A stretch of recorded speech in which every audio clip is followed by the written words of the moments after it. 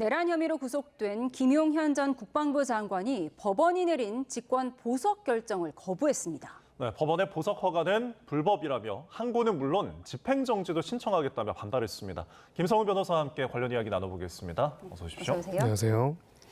네, 김용현 전 국방부 장관 조건부 보석 결정을 거부했습니다. 쉽게 말해서 석방시켜주겠다는 건데 거부한 거잖아요. 어떤 의미인 거죠? 네, 많은 분들이 이제 이 뉴스를 듣고 좀 어떻게 보면 의아하셨을 것 같습니다. 첫 번째는 내란에 있어서 2인자 역할을 한 중요 임무 종사자로 기소된 김용현 전 장관에게 조건부이긴 하지만 어쨌든 보석 결정이 내려졌다는 거에 처음에 의아해하셨을 거고요. 예. 두 번째는 그런데 또 그것을 김용현 전 장관이 거부하고 있다는 거에서 좀 의아했을 겁니다. 정리해 보면 이 보석 전에 구속기간 만료의 이슈가 있습니다. 즉 약 10일 정도 남아있는 구속기간이 곧 도과가 될 것이고 예. 그렇게 되면 이제 어떠한 조건도 없이 자유롭게 불구속 상태에서 재판을 받을 수 있는 상황이기 때문에 이런 상황에서 검찰이 소위 말해서 보석 조건을 정해가지고 검찰이 보석을 신청한 즉 그냥 자유로워지기 전에 예. 이러이러한 조건 하에서 보석을 하도록 함으로써 원칙적으로 보석으로 나가게 되면은 구속 기간이 다시 진행되지가 않거든요. 예. 그러면 이제 만료가 안 된 거기 때문에 이런 조건을 해달라는 신청을 한 것이고 그걸 법원이 받아들인 그런 형상입니다. 예. 다만 이런 상황에서 피고인 입장에서는 어차피 10일 있으면은 자유의 몸이 될 것인데 정확하게는 완전한 자유는 아니겠지만은 적어도 재판 진행 중에는요. 그런데 왜 이런 보증금 납부부터 온갖 제한이 있는 것들을 보석을 자기가 왜 받아들여야 하느냐라고 해서 받아들이지 않겠다 이렇게 이야기한 네. 상황입니다. 결국은 중요한 게 보석이 아니라 이제 조건부인 그 조건이잖아요. 어떤 조건들이 있습니까? 네, 보증금 1억 원 납부 의무와 그다음에 사건 관련자들과의 소통을 금지하고 주거지를 제한하는 소위 말해서 도주 및 증거인멸 우려를 제한하기 위한 여러 가지 조건들이 설정이 되어 있습니다. 다만 이것의 실효성 면에 있어서는 사실상 큰 의미는 없는 게 보석 보증금을 납입하지 않고 조건부 보석에 관한 여러 서약서들을 자신이 서명하지 않으면은 예. 보석이 석방이 안 이루어집니다. 그럼 계속 그걸 버티게 되면 10일 안에는 이제 그냥 석방이 되는 만료로 것이죠. 되는 그리고 만약에 저런 조건부 보석에 따라서 나갔다고 하더라도 그 보석의 조건들을 지키지 않게 될 경우에 위반한 이유로 다시 수감이 될 텐데 그래도 다시 구속 기간은 얼마 남질 않았습니다. 그런 면에서는 사실 그냥 석방보다는 지금이라도 조건부 보석을 신청해서 하는 것이 필요했다라는 법원이나 검찰의 설명이 있기는 하지만 예. 다른 의미에서 그러면 6개월이 곧 도과된다는 거를 몰랐는가? 그러면은 실효성이 사실상 없는 조건부 보석이 무슨 의미인가에 대한 문제 제기와 어떻게 보면 네. 의문들이 있는 상황입니다. 예. 그러니까 보석의 가능성이 있는 상황에서 어떤 형태로든 조만간 석방될 가능성이 높은 거잖아요. 그런데 김용현 전 장관 예전에 구치소에서 옥중 편지를 통해서 윤 전 대통령 지지를 결집하는 메시지를 내기도 했잖아요. 네, 그렇습니다. 그리고 지금 내란 중요임무 종사와 그리고 소위 직권 남용 이 두 가지 혐의로 영장이 발부되고 기소가 됐는데요. 네. 그 외에도 증거인멸 교사, 즉 소위 자신이 가지고 있는 여러 가지 PC라든지 이런 것들을 파쇄하도록 지시한 혐의에 관한 부분들도 한 수개월 전에 이미 이야기가 나왔었고 그 외에는 계속적으로 비화폰을 제3자한테 제공하도록 하거나 아니면은 관련된 정치 성향들을 감찰하게 하는 장군들 정치 성향을 감찰하게 하는 블랙리스트 작성 의혹 등으로 최근에 고발되기도 했습니다.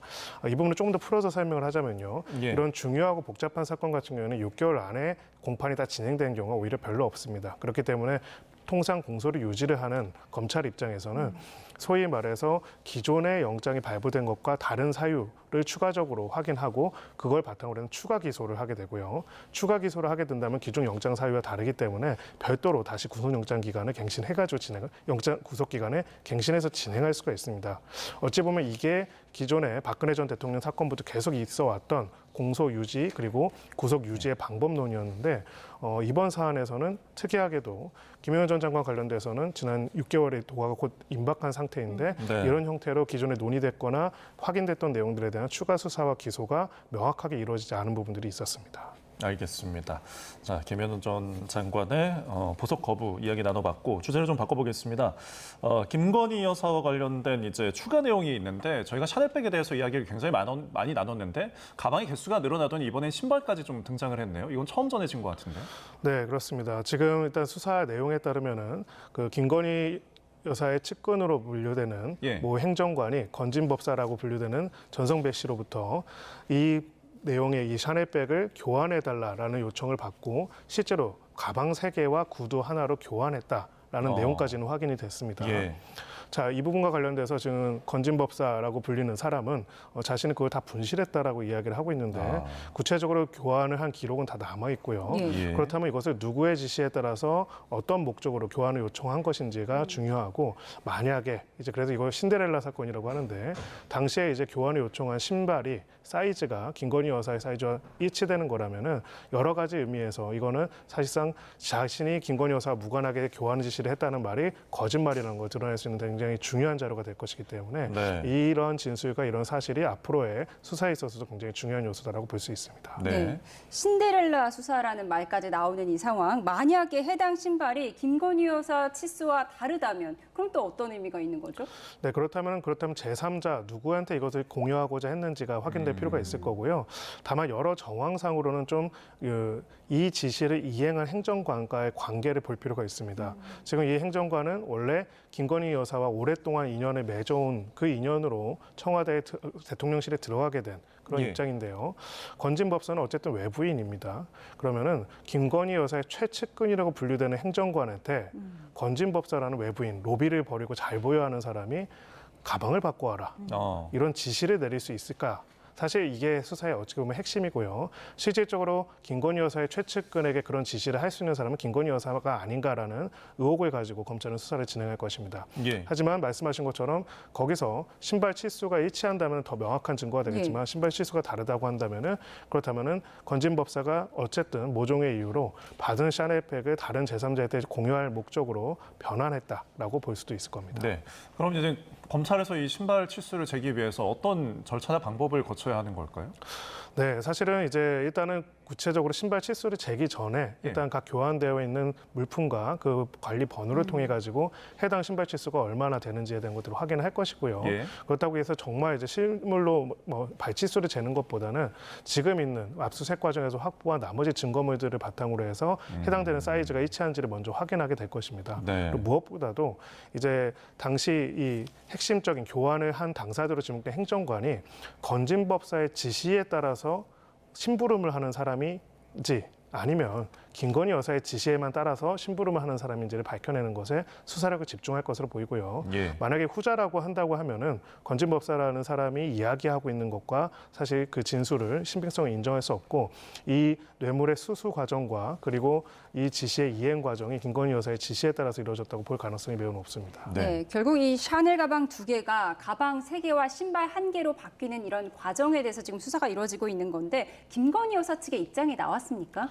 네, 김건희 여사 측에서는 일단은 자신은 그런 수령 사실도 몰랐고 교환을 지시한 적도 없다라고 이야기를 하고 있습니다. 네. 다만 우리도 상식적으로 의문을 가질 수밖에 없는 거는, 그렇다면은 최측근이나 로비를 대상을 한 창구로서의 역할을 한 전성배 씨가 제3자로부터 로비 요청을 받은 가방을 받은 다음에 예. 그걸 김건희 여사의 의사와 무관하게 다른 걸로 교환해가지고 또 스스로 이거를 분실했다라고 이야기하는데요. 네.